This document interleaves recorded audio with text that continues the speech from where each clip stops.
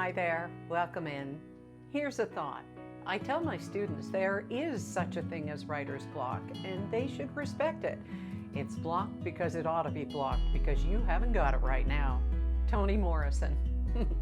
Well, thank you for understanding that I took yesterday off. Really, it was just a matter of writer's or talker's block. I mean, what is there to say about COVID, for example, that hasn't been said millions of times now in the past year? One step forward, three steps back, rinse and repeat. Just when we think we might be seeing glimpses of hope and even the opportunity to, start making plans, this B117 variant is rearing its ugly head. We were warned, we were told this was coming. So here's a perspective, though, that I didn't expect to hear. Last week, I had a phone call with my dad's gal pal, a woman who's 91 years old, who was lamenting that her son can't come and visit or take her for appointments and so on because he hasn't yet gotten his vaccination.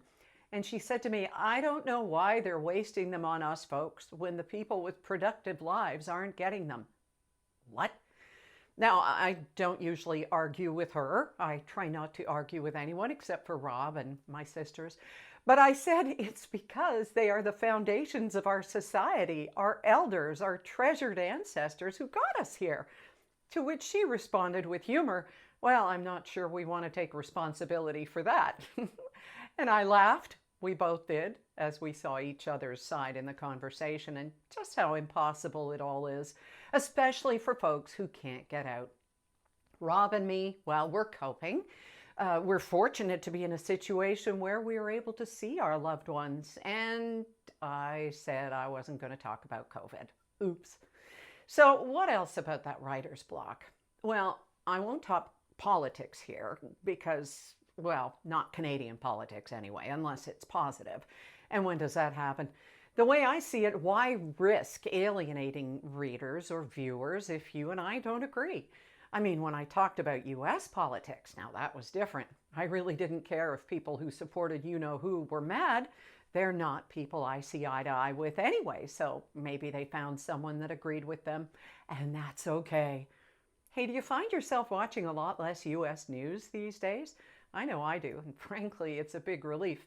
The CNN logo is no longer emblazoned on my TV screen even when it's turned off. And I rarely even watch late-night talk shows.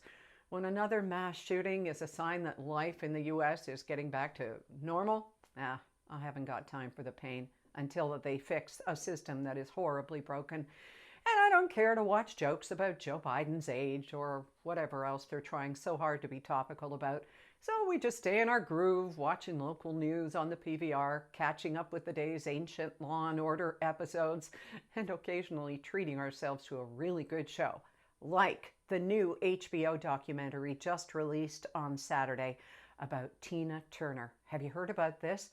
Boy, there's a survivor. Like its subject, the documentary is incredible. It's inspiring, infuriating, sad, and exhilarating all at the same time. And with some killer singing and dancing thrown in, what a powerhouse Miss Tina Turner is. She's 81 and not in great health now, but the documentary is one I really do recommend to you. It's sort of described as a thank you and a goodbye to fans. Simply called Tina. You can see it on Crave if you get it here in Canada. So there you have it.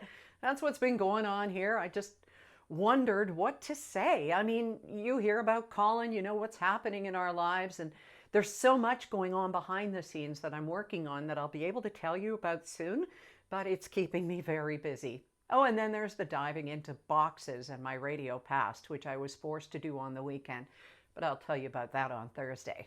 Take good care, and as always, thank you for understanding and for just being here.